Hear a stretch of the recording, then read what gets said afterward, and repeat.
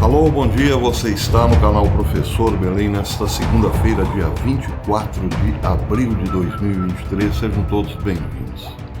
Meus amigos, eu sei que este vídeo será desmonetizado. Se não for desmonetizado, não terá relevância nenhuma porque não será anunciado pelo YouTube, dado o seu teor. Mesmo sabendo de tudo isso, não tenho como não fazê-lo. E explico por quê. Neste final de semana eu recebi um imenso e-mail, uma carta, por assim dizer, de uma amiga aqui do canal, que mora lá nos Estados Unidos. Se você estiver me ouvindo, um beijo no coração. Ela pediu para que eu não divulgasse o seu nome. Ela diz, entre outras coisas, que mora nos Estados Unidos há 30 anos com seu esposo. Tem filhos lá e no Brasil. Daí pede que eu não comente, não fale sobre o seu nome, mantenha anônima. Mas ela diz o seguinte: professor, tenho assistido seus vídeos, principalmente aqueles que falam da derrocada econômica e moral dos Estados Unidos, e concordo plenamente, ela diz. Ela cita a sua cidade e fala que lá as perspectivas de emprego são reduzidas, quase nenhuma, a drogadição é enorme e a violência. Ela hoje se sente insegura até mesmo de ir às compras. Pois é. Ela mora há 30 anos, é bom lembrar, e diz no seu e-mail, no final do seu relato, que nunca viu os Estados Unidos como agora, tão degradado. Parece, segundo ela, um país qualquer do terceiro mundo. Só que o que a preocupa é não entender por que pessoas tão influentes na política internacional e nas finanças estão por trás da destruição dos Estados Unidos, segundo eu tenho apontado aqui no canal. Porque toda vez que eu me refiro aos globalistas como a raiz de todos esses problemas, isso causa muitas dúvidas na minha querida amiga. Ela não entende por que capitalistas estariam interessados em destruir os Estados Unidos. Então resolvi fazer este vídeo. Na verdade, eu queria fazer uma live, mas como estou com pouquíssima bateria, vou fazer o vídeo para respondê-la. Essa é uma questão, um problema recorrente. Muita gente não entende por que os capitalistas, como Bill Gates, por exemplo, George Soros, por exemplo, mega capitalistas, querem destruir a galinha dos ovos de ouro. Bem, o fato é que não são especificamente globalistas, e sim donos do mundo. São pessoas que já se sentem tão poderosas que resolveram apossar-se de tudo, usando o anticapitalismo como uma arma para dominar geral. Isso é que é difícil de entender.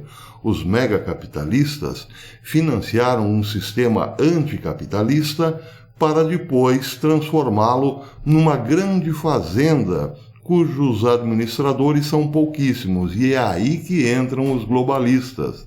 Eles sentem ou acreditam que poderão dominar tudo. Poucas famílias poderão dominar tudo, uma vez que tudo estiver debaixo do tacão do comunismo. É muito difícil explicar isso sem pegar o exemplo da Rússia. Nossa Senhora apareceu para 3 pastorinhos em 1917 em Portugal, em Fátima, e, entre outras coisas, disse que se o Papa não consagrasse o mundo, a Rússia, ao seu Imaculado Coração, o mundo sofreria os efeitos de uma guerra terrível perpetrada por aquele país. Ela disse que a Rússia espalharia as suas mentiras pelo mundo. A questão é a seguinte: quem financiou a Rússia e quem tornou-a capaz de espalhar as suas mentiras para o mundo durante a era soviética? Bem, quem estudar a história verá que a revolução marxista que se deu na Rússia foi financiada pelo ouro de Wall Street, ou pelo ouro dos grandes capitalistas alemães que trabalhavam, operavam em Wall Street. Por quê? Porque uma vez que o mundo se dividisse entre capitalista e comunista, haveria mais possibilidades, por exemplo, de tornar hegemônica uma força produtora de bens de consumo, e assim aconteceu. Carros na Rússia, por exemplo, eram fabricados apenas por uma montadora, que tinham mega capitalistas por trás. Geladeiras, a mesma coisa. A indústria farmacêutica, pouquíssimas pessoas dominavam aquele setor e tinham metade do mundo para lucrar com a falta de concorrência. Só que agora eles querem a outra metade e estão conseguindo.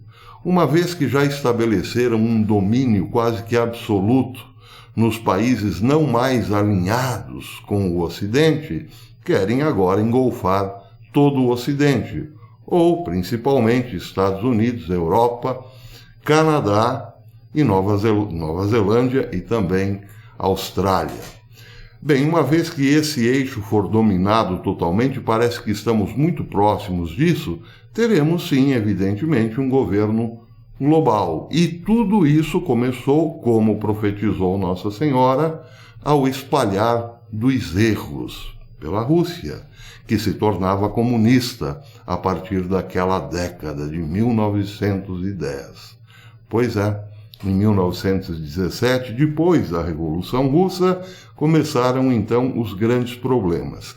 Entre esses grandes problemas para a humanidade estava a infiltração de agentes comunistas dentro das estruturas mais sólidas do Ocidente, como, por exemplo, a Igreja Católica e a política norte-americana, dois alvos preferenciais dos comunistas para que dessem depois aos globalistas o domínio total do mundo. Bem, aqui neste ponto, muitos torcem o nariz e dizem que tudo isso é teoria da conspiração, que nada disso foi planejado, nada disso aconteceu de fato, tal como se mostra a partir de certos elementos colocados como intencionais. Nada disso foi intencional. Muitos chegam até a dizer que nada disso aconteceu ou está acontecendo.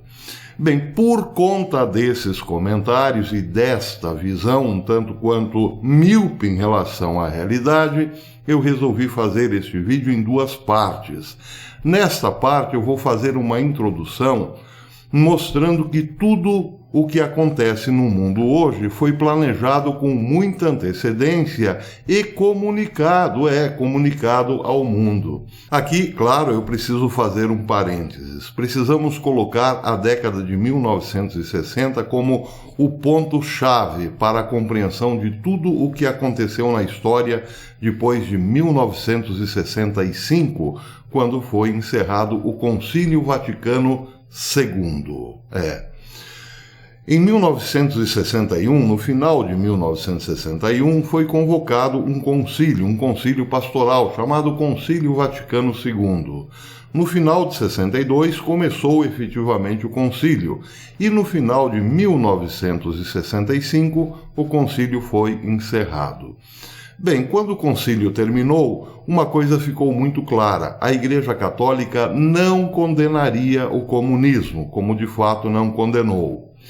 Isso levou até mesmo o Papa que terminou o concílio, o Papa Paulo VI, a dizer que, por uma fenda, Satanás, a fumaça de Satanás, havia entrado dentro da Igreja. Ele se referia, claro, aos erros que o comunismo, de forma muito infiltrada, começou a colocar dentro da Igreja e que viria a ser a sua mais, digamos, preocupante decadência, já que durante essa história de 2000 anos da Igreja Católica, a barca de Pedro muitas vezes sofreu o ataque de ondas ferozes, mas nunca como de 1965 até os nossos dias. Bem, o que acontecia no Concílio Vaticano II, claro, era uma influência muito forte de agentes comunistas dentro do concílio, agentes orientados, evidentemente, pela antiga União Soviética, que queria destruir os dois grandes pilares da civilização ocidental, a Igreja Católica e a política norte-americana, ou a cultura norte-americana.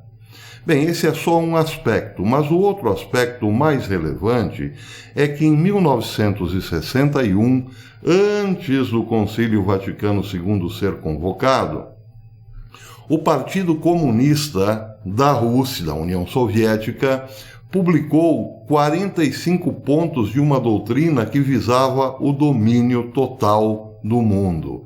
Em 1963, já em pleno andamento do Concílio Vaticano II, o senhor Albert Erlong, discursando no Congresso norte-americano, fez ver os 45 pontos da cartilha comunista que visavam exatamente isso, a hegemonia global. Bem, como eu pretendo ler esses 45 pontos para provar aos mais céticos que tudo foi orquestrado e isso ficará muito longo, eu vou dividir este vídeo em duas partes. Nessa primeira parte, vou ficar apenas com os 25 primeiros pontos dos 45. O primeiro ponto dizia essencialmente o seguinte: os Estados Unidos devem aceitar a coexistência como a única alternativa para a guerra atômica. Bem, aceitar a coexistência, nesse caso, é com a União Soviética, e isso foi dito em 1961. Os anos 60 foram marcados pela Guerra Fria e uma possibilidade real de uma guerra atômica entre Estados Unidos e a antiga União Soviética por conta da crise dos mísseis de Cuba. Bem, o primeiro ponto da doutrina comunista dizia que os Estados Unidos deveriam aceitar a existência da União Soviética para evitar algo pior. O segundo ponto é quase que uma extensão do primeiro. Dizia: os Estados Unidos devem estar dispostos a capitular em vez de se envolver em uma guerra atômica. E, de fato, o que aconteceu foi basicamente isso. Depois que se estabeleceu a possibilidade de uma guerra atômica capaz de destruir a humanidade, os Estados Unidos tiveram que ceder, sim, por exemplo, à comunização de Cuba, e ceder à realidade de que o mundo já estava dividido entre duas bandas, a capitalista e a comunista. Portanto, os Estados Unidos deveriam aceitar, sim, o nascimento de um grande bloco que só cresceria a partir de então. Ponto 3. Desenvolver a ilusão de que o desarmamento total dos Estados Unidos será uma demonstração de força moral. Em 61, começaram a surgir, em Hollywood principalmente, ativistas políticos ligados à indústria do cinema que passavam a ideia para o povo americano de que ter armas de defesa e de destruição em massa era absolutamente imoral. Assim, toda a participação e presença americana nas guerras anteriores tinha que ser visto sob esta ótica, de que os Estados Unidos queriam mesmo ser o xerife do mundo, os imperialistas, impor a sua cultura à força. Começou então uma política de inibição à autodefesa, ao direito de autodefesa norte-americano, que só aumentou durante os anos 70, durante a Guerra do Vietnã, quando artistas foram mais explícitos, mostrando-se eles próprios, artistas americanos, contra os Estados Unidos na Guerra do Vietnã. 4. Permitir o livre comércio entre todas as nações, independentemente da filiação comunista e independentemente dos itens poderem ou não ser usados para a guerra. Nesse caso, começava-se então, de forma muito mais aberta, o projeto globalista, o livre comércio, o comércio mundial, tendo em vista a participação de todos, inclusive dos inimigos da América, dos inimigos do capitalismo, como a China já se mostrava ser, como a Rússia, ou melhor, como toda a União Soviética era. Era preciso criar um comércio global, deixando de fora as questões ideológicas, por exemplo. Ponto 5. Estender empréstimos a longo prazo para a Rússia e satélites soviéticos. Satélites soviéticos nos países que compunham o bloco da antiga União das Repúblicas Socialistas Soviéticas. Isso quer dizer o quê? Que o Ocidente deveria trabalhar, produzir riqueza e parte dessa riqueza financiar o sonho socialista de uma economia planificada, tirar dinheiro do Ocidente e enviá-lo para a antiga União Soviética, fazer o comunismo dar certo, prosperar. Aquilo que Margaret Thatcher dizia, que o comunismo funcionava por conta do dinheiro dos capitalistas, claro. Ponto 6. Fornecer ajuda americana a todas as nações, independentemente da dominação comunista. Aqui também estava colocado já a determinação de que os Estados Unidos deveriam financiar a China de Mao, que já estava fazendo uma limpeza cultural no país, por assim dizer. E limpeza, nesse caso, vocês sabem bem o que é. Os Estados Unidos deveriam financiar o Vietnã, financiar a China, financiar outros países comunistas, por conta deste mundo global que se anunciava nas 45 linhas aí, ou 45 pontos da cartilha comunista. Já estavam preparando o terreno para o que viria a ser depois o Império Chinês Global. Ponto 7.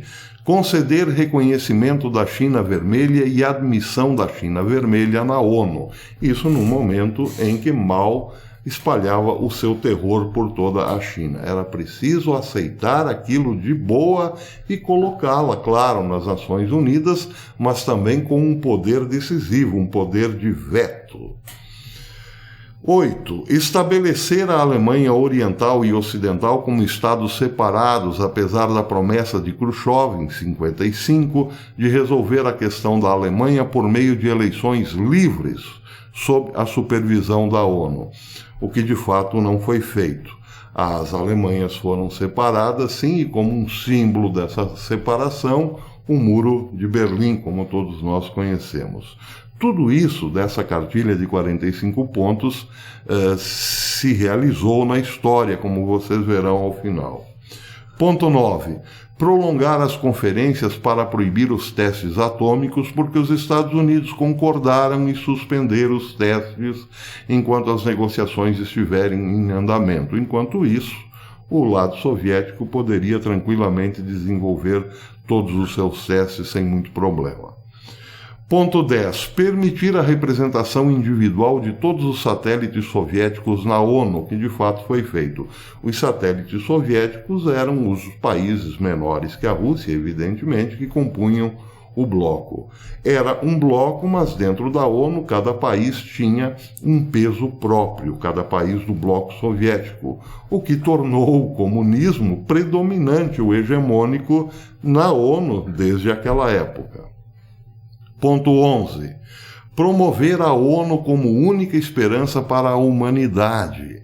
Se sua carta for reescrita, exigir que seja estabelecida como um governo mundial com suas próprias forças armadas independentes. Vejam, isso aqui foi publicado pela primeira vez em 1961. Como disse, em 65 terminou o Concílio Vaticano II. E em 2020... o argentino Bergoglio pediu aos católicos que respeitassem, em primeiro lugar, a ONU. Lembram disso? Foi durante a pandemia, no começo da pandemia. O argentino Bergoglio disse exatamente isso, que os católicos deveriam respeitar e obedecer à ONU e à OMS, o seu puxadinho preferencial. Tem relação? Vou ler de novo. Ponto 11. Promover a ONU como a única esperança para a humanidade. Se sua carta for reescrita, e aí temos que entender que depois veio a Carta da Terra, exigir que seja estabelecida como um governo mundial com suas próprias forças armadas independentes. Quem não lembra dos capacetes azuis, não é mesmo? Ponto 12. Resistir a qualquer tentativa de banir o Partido Comunista. Isso em todo e qualquer país onde havia Partido Comunista. Alguém aqui no Brasil tentou por muitas décadas tornar ilegal o ilegítimo Partido Comunista. A pergunta é, deu certo? Claro que não, e não deu certo em lugar nenhum. O outro, do bigodinho da Alemanha, esse sim foi justa e legitimamente proscrito, condenado, criminalizado, mas e o da foice e martelo, por que não? Ponto 13. Acabar com os juramentos de lealdade. Isso hoje, em 2023, se torna muito fácil compreender. Vejam, por exemplo, quando um determinado país importante, econômica e militarmente, surge um líder conservador, ele logo é apeado do poder, criminalizado e, por extensão, aqueles chamados patriotas que o acompanham também, não é mesmo? Fácil de entender, não é? Ponto 13. Acabar com os juramentos de lealdade. Ponto 14. Continuar dando à Rússia acesso ao escritório de patentes dos Estados Unidos, o que de fato nunca foi interrompido. Ponto 15. Porque vejam só, aqui é preciso fazer também um parêntese. Sempre que os Estados Unidos desenvolviam uma tecnologia um pouco mais avançada, imediatamente a Rússia vinha com a mesma proposta. Por que será? Ponto 14. Esse eu já falei. Ponto 15. Capturar um ou ambos os partidos políticos dos Estados Unidos. Hoje é fácil entender que o Partido Democrata está todo ele capturado. Mas, contudo, entretanto, o Partido Republicano também, principalmente naquela ala denominada Rhino. Basta lembrarmos o papel que executou Mike Pence, vice-presidente, depois das eleições lá nos Estados Unidos. Então, é claro que a política norte-americana, desde 61, era um alvo preferencial. Era preciso infiltrar os dois grandes partidos de agentes comunistas, e hoje, então, parece que isso é bastante bem compreendido. Ponto 16. Usar as decisões técnicas dos tribunais, para enfraquecer as instituições americanas básicas, alegando que suas atividades violam os direitos civis. É preciso comentar esse ponto? Bem, talvez se eu ler de novo, isso fica um pouco mais claro. Usar as decisões técnicas dos tribunais para enfraquecer as instituições americanas básicas, alegando que suas atividades violam os direitos civis. Ponto 17. Obter o controle das escolas, usá-las como correias de transmissão para o socialismo e a propaganda comunista atual, suavizar o currículo, obter o controle das associações de professores, colocar a linha do partido nos livros didáticos. Isso também hoje em 2023 parece absolutamente dado e concretizado. Suavizar o currículo a ponto de não criar obstáculos para os alunos. Em alguns casos, eliminar até mesmo os testes de proficiência. Não é mesmo? Aprovar geral. E outro detalhe aqui interessante, colocar a linha do partido nos livros didáticos. Sempre que um professor, principalmente de humanas, apresenta o seu plano de aula, ele tem lá uma bibliografia que acompanhará o plano de aula, e quem for atrás investigar qual o conteúdo ideológico dessas bibliografias verá que 99% dos casos são propaganda do partido, não é mesmo? São de vertente marxista. Tudo isso já se realizou. Ponto 18. Obter o controle de todos os jornais estudantis. Ponto 19. Usar motins estudantis para fomentar protestos públicos contra programas ou organizações que estão sob ataque comunista.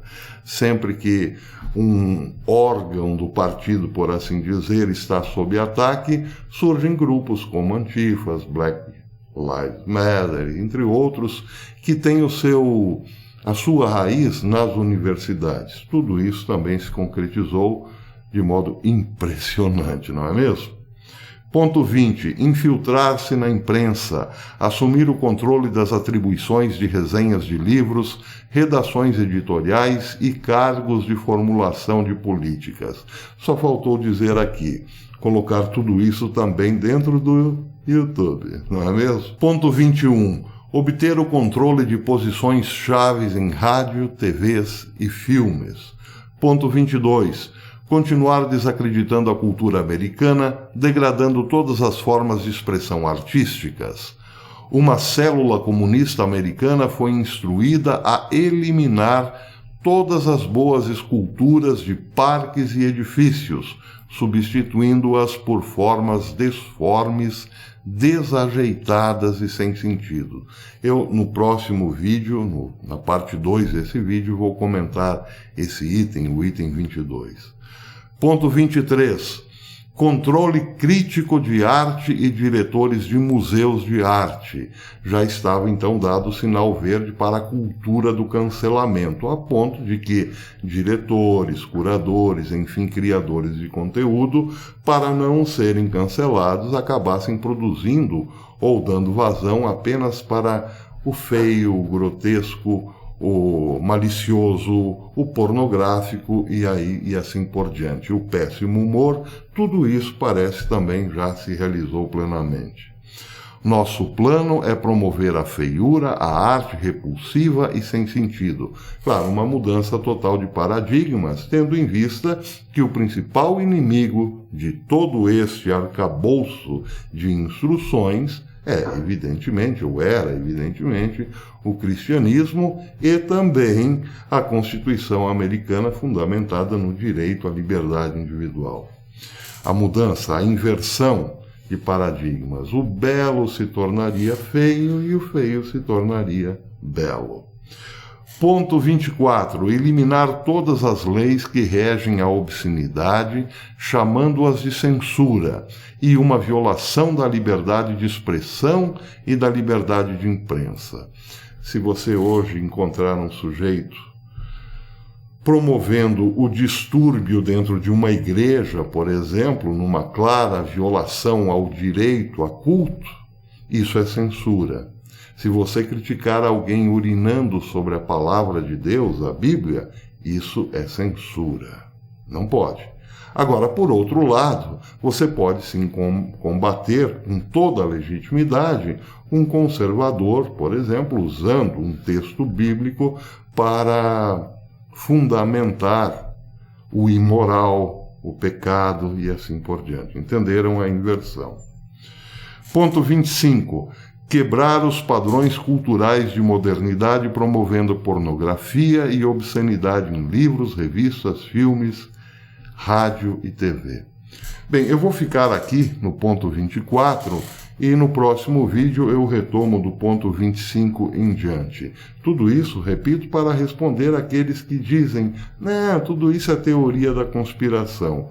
Esse documento, publicado em 1961, já deixava claro que tudo que viria depois poderia ser classificado como qualquer coisa, menos como teoria da conspiração. E também para aqueles que dizem que nada está acontecendo. Porque provavelmente tudo já aconteceu, não é mesmo? Então é isso, meus amigos. Por hoje eu vou ficando por aqui, mas não esqueça, amanhã eu volto com a segunda parte deste vídeo. E se você gostou, deixe o seu like. Se não gostou, claro, deixe o seu dislike. E não esqueça de inscrever-se nesse canal e acionar o sininho para receber as notificações dos nossos vídeos. Uma boa semana para todos e até amanhã, se Deus quiser.